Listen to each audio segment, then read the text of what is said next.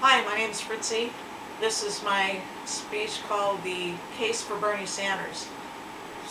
I'm splitting it in two parts. This is the first part, which is a case for a political revolution led by Bernie Sanders. There is no time like the present to change the corrupt political system we now have.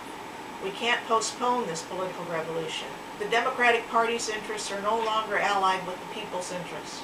It isn't just the press, it isn't just the Democratic Party, but all of our institutions benefit from the rigged political system we now have. The banks benefit from the government allocating our tax monies to bail them out from their casino capitalism. They don't want change. Have you seen The Big Short yet? It's been described as a campaign advertisement for Bernie Sanders. The Big Short exposes the causes of the financial meltdown which occurred in the U.S. in 2007-2008. Casino capitalism, American style. Major pharmaceutical companies receive taxpayer-funded subsidies for their investment in new drugs and procedures. They don't want change. Try getting your hands on a pharmaceutical subsidy if you're not GlaxoSmithKline, Pfizer, Novartis, etc. These names don't sound like new startups, do they? Nope. They're advertising on our free television airwaves and now paid cable stations, and we're paying them to advertise their products so they can make more money from us. And our government's subsidizing them and they're giving them our money. Big agricultural companies get subsidies, but small farmers don't. Why?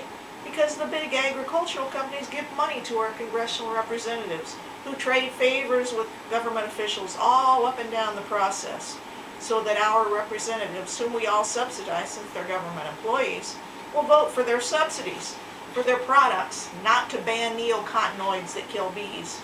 We're paying these companies to impair our health. We can't wait any longer. If these companies by this election, if they can convince enough people to vote for any of the other candidates, all of whom support the status quo, then it will be too late for us to take our country back.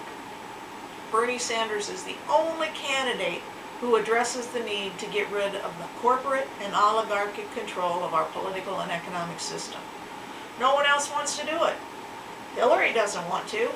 Who would donate to the Clinton Foundation or pay her hundreds of thousands of dollars for speeches if she wanted to do away with private prison contractors, break up the big banks, enable single-payer health care, ban Monsanto's harmful products and GMOs? Remember Robert Reich? He was President Bill Clinton's Secretary of Labor. He's known the Clintons his whole entire life. He's endorsed Bernie Sanders, and he has good reasons, which he shares liberally on Facebook and other social media and his book tours. His most recent book is entitled Saving Capitalism for the Many, Not the Few. In this book, he exposes just how rigged the system is in every aspect. It's shocking and depressing to me, but he's not depressed about it. He's encouraged for at least two reasons. One, his students today are the most civic-minded and engaged he's ever seen. Two, Bernie Sanders is talking about the things that need to be said and he's being heard. People are listening and responding to his message. To explain how the economic system is rigged against the middle class and thus why we need a political revolution, we need to go back to the basics. People say we need free market capitalism. There's no such thing as a free market. The idea is a delusion and a distraction. Competition in the wild is a contest for survival. But civilization is defined by rules. Rules create markets, and government creates the rules. Wonderful! Government doesn't intrude on the market, it creates it.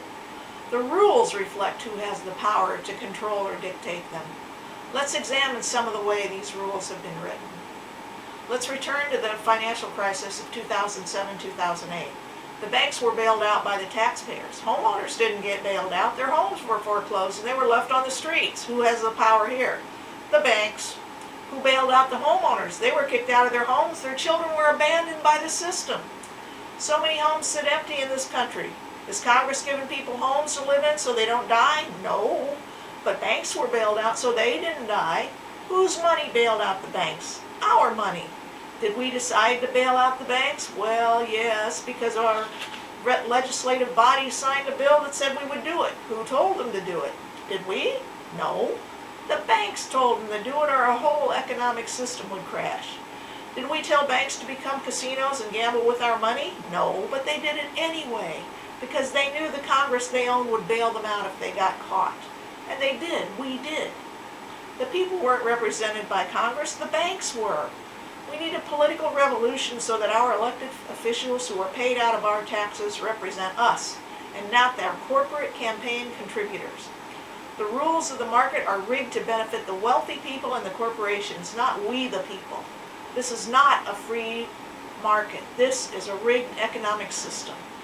And the banks that serve the taxpayers, the citizens, people like us, well, they were closed and consolidated, so there's no more money for us to borrow to finance our dreams, start our businesses, invest in a better life for ourselves and our families.